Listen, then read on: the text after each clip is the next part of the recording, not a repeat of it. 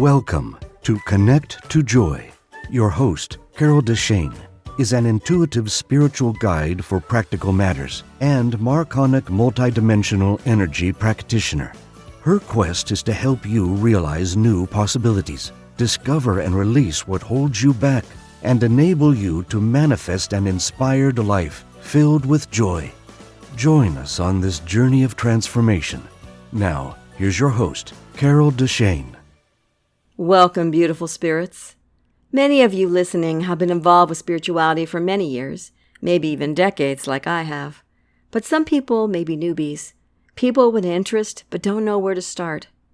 I hope to demystify spirituality and help not only the people starting their quest, but maybe even supply some missing information for those that have been on the path for quite some time. Today's agenda includes what is spirituality, the tug and pull of spirituality, the drawbacks of not listening to your guidance, the benefits of awakening to spirituality, plus a couple of warnings I'm going to put in there. And we'll also look at what might be holding you back from starting and how to get started.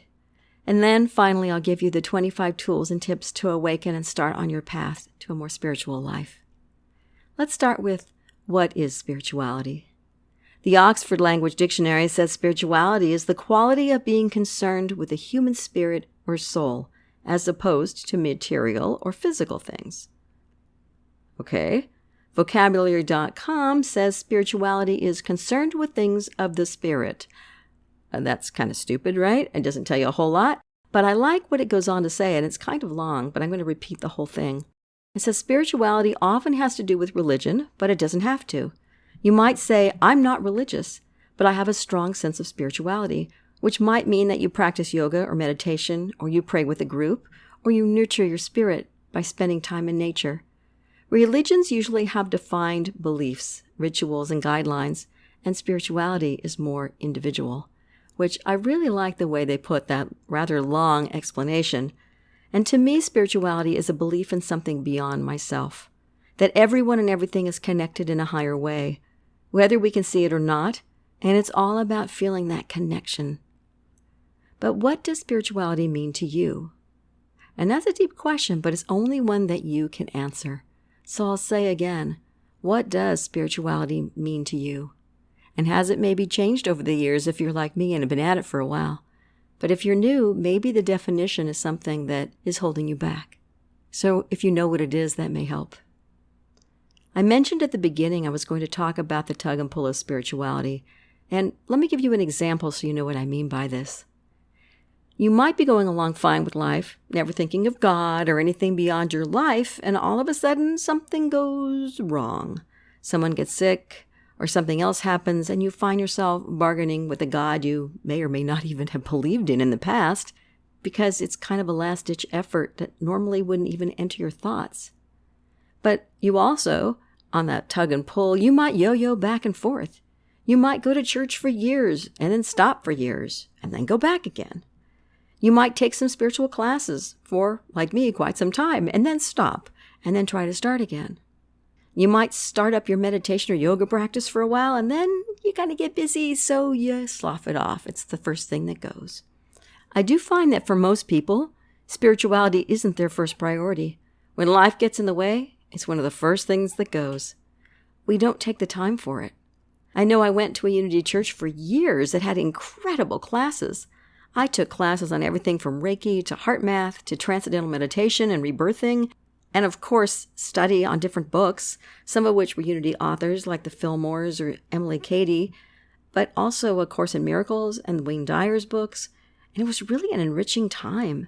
But then I moved a little further away and I got involved in theater, so I get parts, and I stopped going for a time. When I tried to start up again, I noticed that their classes were not very many. And I found out that the person in charge of keeping the classes going had passed away. And I had quite a long dry spell because I just wasn't that connected to that church anymore until I discovered the Hay House classes and books, which was my next dip into spirituality. So I was doing a lot of those classes for a while. And all that time, I kept a finger in spirituality by meditating or praying, well, on and off. A lot of times mostly off. But I also read spiritual books. But life really did get in the way. I let my priorities move and tug in the other direction. So don't feel bad or be surprised if you get that tug one way and then another towards spirituality, and then doing some sort of study, and then away again toward your life when it gets busy. There's no guilt allowed about that, okay? Because we become more spiritual when we are ready to, when we're called for it. And it's okay if your life gets in the way, so don't worry about that. Let's look at the drawbacks of not stepping up and taking on the mantle of spirituality, especially if you're not too sure you want to bother even dipping your toe in there. Some of the drawbacks that I've experienced are filth, fear, guilt, depression, sadness, and other emotions that I don't know why I'm there. I don't understand why I don't have peace of mind. And I have less of that. I have less patience. And I feel a little at sea, like my life is just wandering around, getting me nowhere, and there's no plan for the universe. Another drawback that some people have is that physically, you might have some of what some people call ascension symptoms, because you stay stuck in a lower vibration where the unhappy emotions are, and you're unable to raise yourself high enough to deal with all that strange energy coming onto the planet over the last few years. You may have noticed things are very strange. Well, they're getting stranger, and that energy really pushes and pulls us. Some of those symptoms might include headaches, backaches, flu-like symptoms that last way too long and it's not COVID, digestive problems, certain events, maybe one or even a combination that completely alter your life, like a divorce, a job change, sickness, death, a change in income, or some other seeming catastrophe. And you might have changing sleep patterns, needing more or less, or just not being able to sleep at all and waking up constantly. Maybe you have weight gain or weight loss for no apparent reason. You might have depression or brain fog, feeling kind of spacey and disconnected, or dizziness and falling. I know for a while there, I was falling. Like I had 3 or 4 falling things in a row, and it was like, okay, this is enough of that. Let me figure out physically why I am falling on my butt, and it made no sense. I was on the ground 3 times in a row on, I think it was over a month's time, but I had just gone through this big energy seminar, and I wasn't comfortable in the energy that I'd pulled into my body yet. So there's all kinds of strange things that can happen to you. But you get the idea with all of those different things. I mean, I even had a life coaching and energy work client who said she was having all of those problems that I just mentioned. And that's a lot of those problems. That's a lot of stuff. Another drawback is that you may feel disconnected from other people, and of course from God, from the universe, Buddha, Allah, Jehovah, or whatever name feels right to you. Basically being disconnected from all there is, and feeling alone and maybe like you don't matter. And you might even feel that your life has no meaning or purpose. And lastly, another drawback is that if you don't listen to spirit, sometimes it gets louder and more insistent until you do, until all of a sudden you have things in front of your face that are like, you will do this now. It feels like that. It's like, oh my God, these things are now really insistent because you need to take these steps. And some of those drawbacks can be pretty hard to take. Let's look at the benefits. What are the benefits of being on your spiritual path? First, and most important to me, is that you feel more connected to people and to God. Your emotions could smooth out, and you generally will feel less anxious and stressed out. You'll feel like you have more purpose in your life, even if you haven't found a specific life purpose. Although one of those may show up while you're discovering spirituality, and I know people that it has. If you've never experienced true peace, stillness, or being in the present moment, those could all be part of the benefits. And if you raise your vibration above that fear frequency I was talking about, you'll find that a number of those mysterious physical symptoms that you have will start changing and maybe even falling away as though they never were there. I want to get into those warnings I mentioned. Number 1 warning: sometimes on your spiritual path and getting involved with spirituality will bring lessons that you go, wait a minute, I already healed that. What is it doing back here again? What's that person doing back in my life? Or why is that situation happening again? I see personally 2 reasons that this might be happening. It's time to look at the person or situation again from a deeper place, maybe, and heal more at depth, because you're ready to do that now from a better and a higher place. That might be the first reason why something comes up.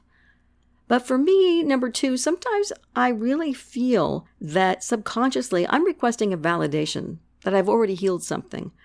So when that person or circumstance shows up again, if I look at how I react to the circumstance or the person, I can see if I'm really healed. It's like me saying, just checking. And sometimes I pass the test and I've healed, and sometimes I have more healing to do. So those are the two things that I think come up, for me at least, when something comes back around again that I think I've healed. Warning number 2, you might get obsessed with spirituality once you start. Getting your hands on every book you can find or taking every type of class out there may take over your life for a bit. But remember that tug and pull I mentioned. You'll let go for a bit if you need to. But once you start, that desire and pull will always be part of you to learn more and to be more spiritual. And my last warning number 3, don't get stuck on someone and make them your guru so that they are the do-all, end-all of your spiritual journey. Only you know if you align with their mission, and you might like some of what they say, but not all. So keep an open mind, but make sure whoever you follow resonates with your heart and your spirit. Don't just follow them blindly.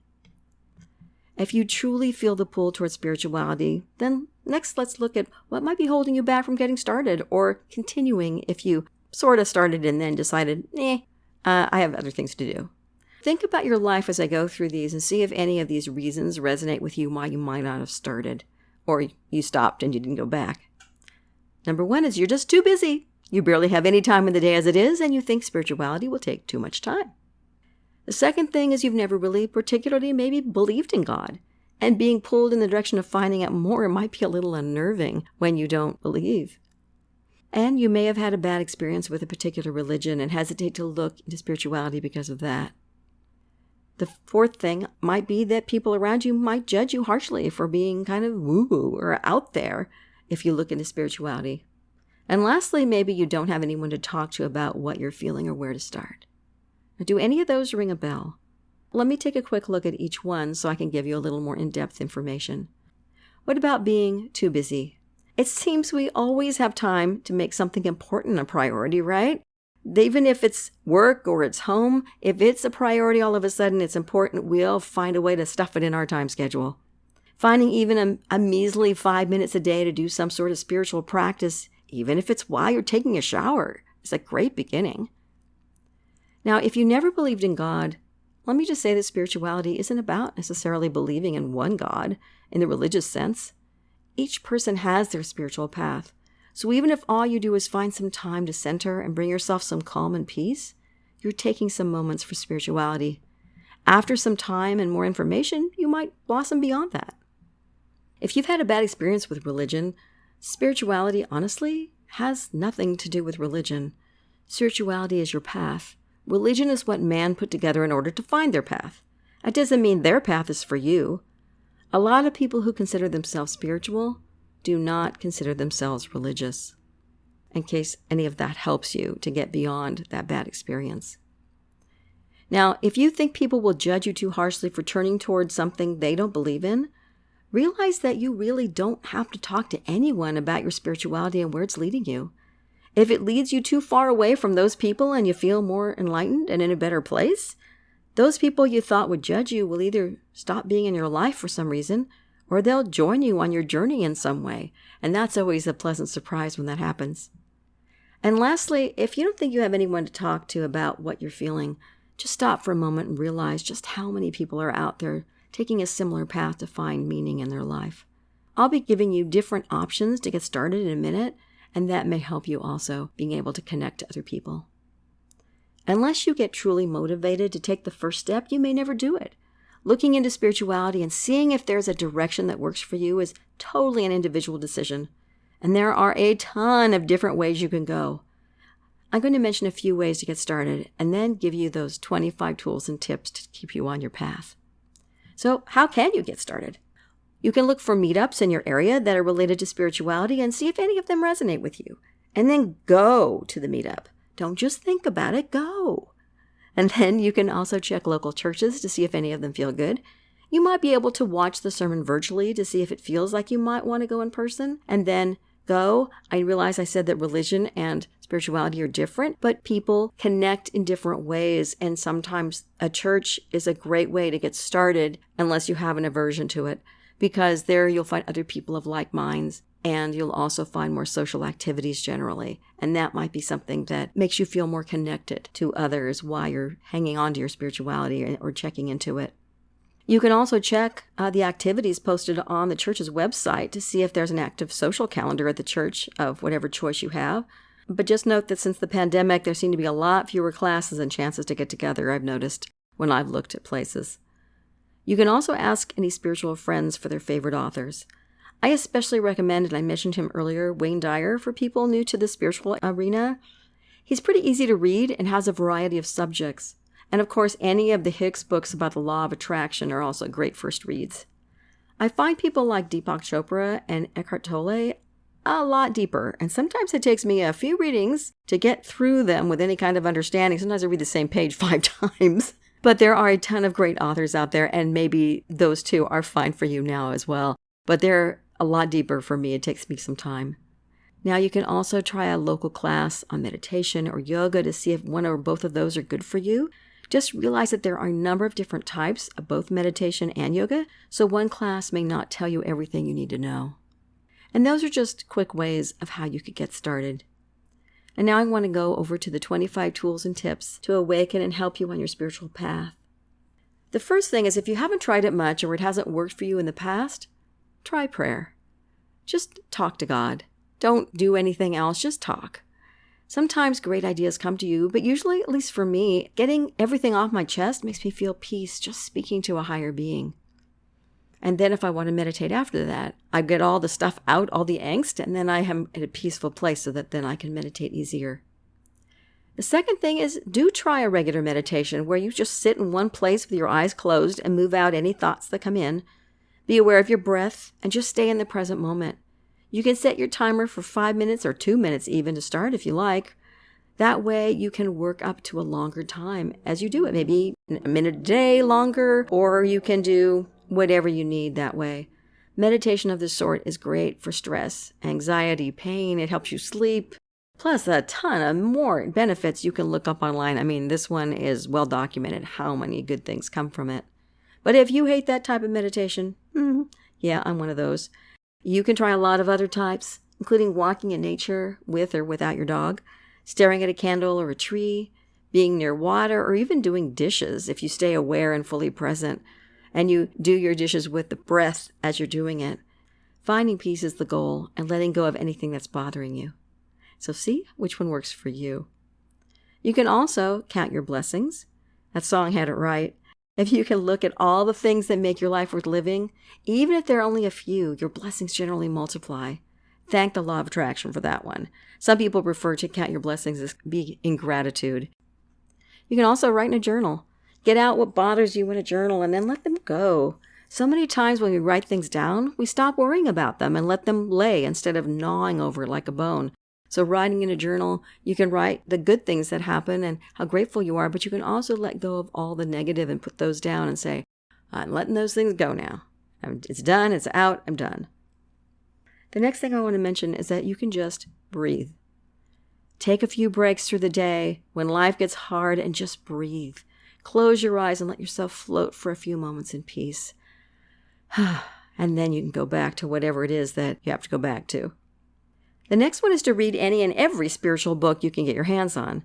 Some may totally not be right for you, but some may really move you at depth. They may really even change your life, depending on which book they are. The 8th one is to practice kindness, especially when you don't feel like it, to yourself and to everyone around you. Kindness and patience are the hardest to come by when you're not in a good place. So breathe and grit your teeth if you have to, but practice kindness and patience with people. The 9th one is to hang out near water. A waterfall, a stream, the ocean, whatever is easy for you to get to. Water helps to center us and brings us peace without really even trying very hard.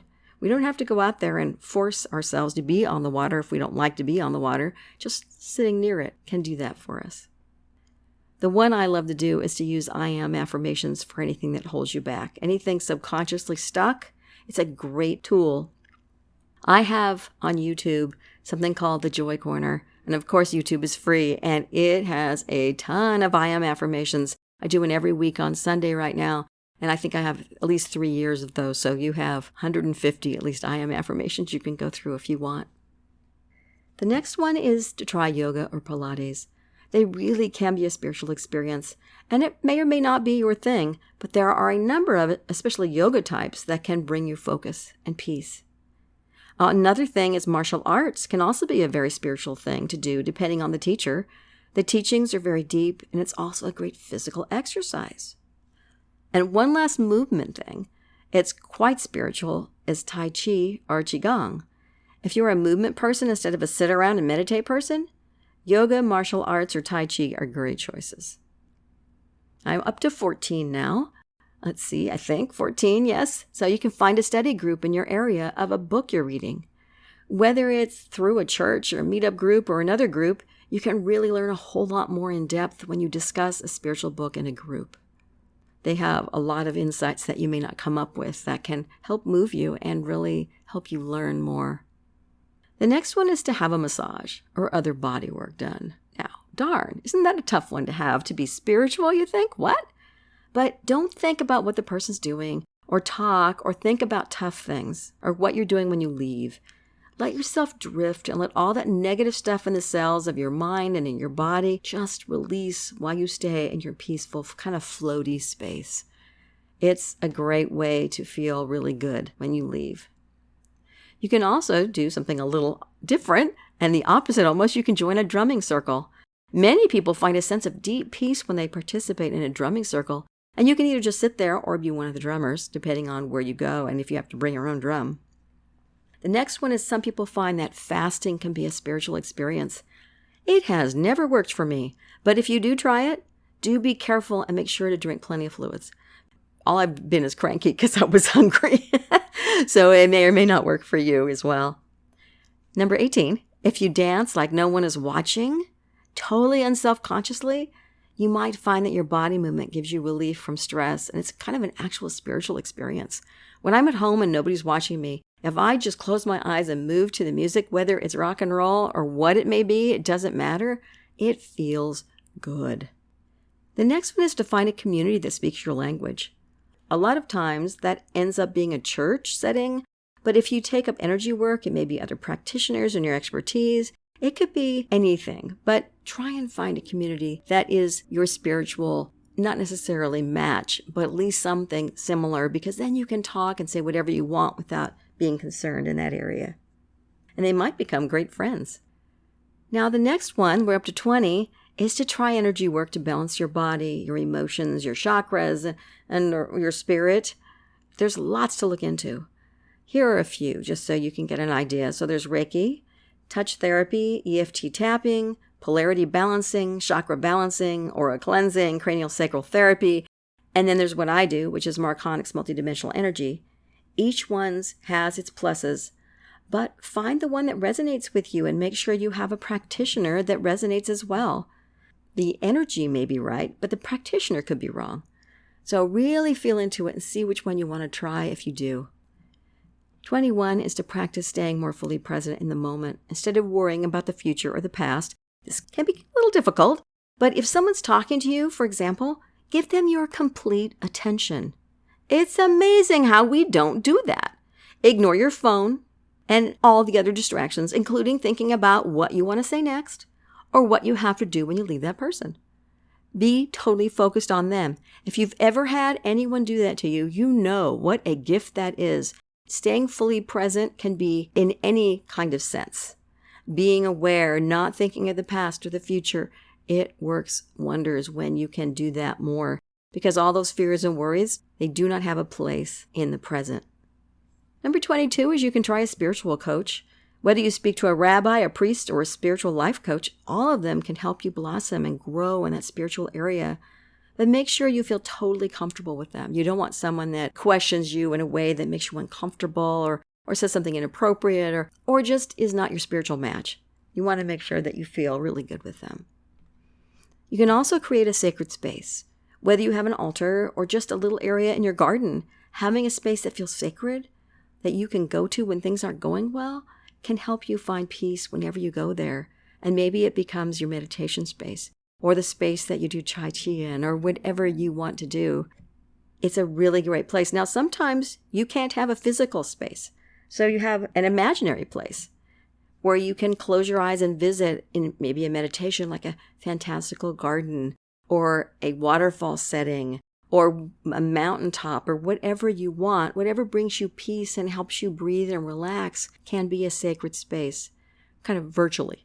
You can just think about it and transport yourself there. And that one you can do anytime you have an issue or you need to go to your car and go, I need to take a moment and let me just really breathe through that and imagine my sacred place because my boss is driving me crazy, or I need to walk out the door because my spouse is driving me crazy, or my kids are too loud, or whatever it may be where you need to go out and breathe. And that may help you there, especially if you can't have a physical location. And lastly, we already at 25, believe it or not, retreats can be amazingly spiritual time. A few days with people of a higher vibration can literally change your life, and it's happened for me. But make sure that you speak to a few people before you go about what it's like. And if it's something new, but fairly well known, see if you can't find a video of them on YouTube or somewhere else to see if you resonate with their energy and their message. Don't just go blindly. Unless you feel totally drawn and you know you need to go. Because sometimes spirit is just pushing us in a certain direction and you just go. So trust if that's the case that it's okay. And those are the 25 tips and tools to help you get on and stay on your path. Today we've covered a lot of ground about spirituality.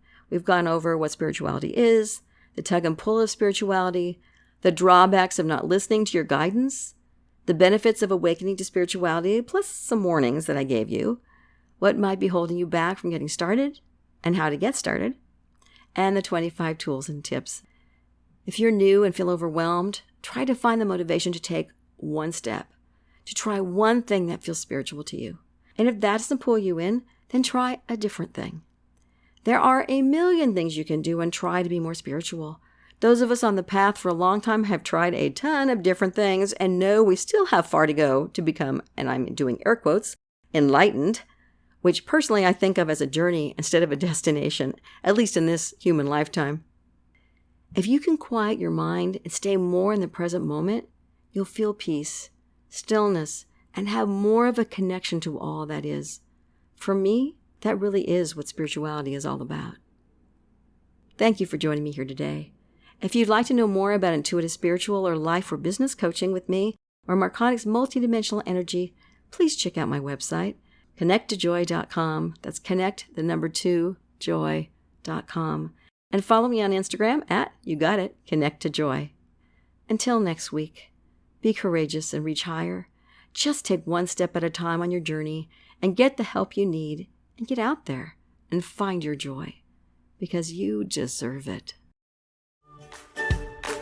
Thank you for listening to Connect to Joy. If you love the show, make sure you rate, review, and share this podcast. And subscribe so you never miss an episode. Contact the host, Carol DeChaine, with questions and comments, ideas for future episodes, or if you would like to become a guest. And remember, transformation is a journey and not an end destination. So be kind to yourself, because you are already enough to have the joyful, limitless life that you desire.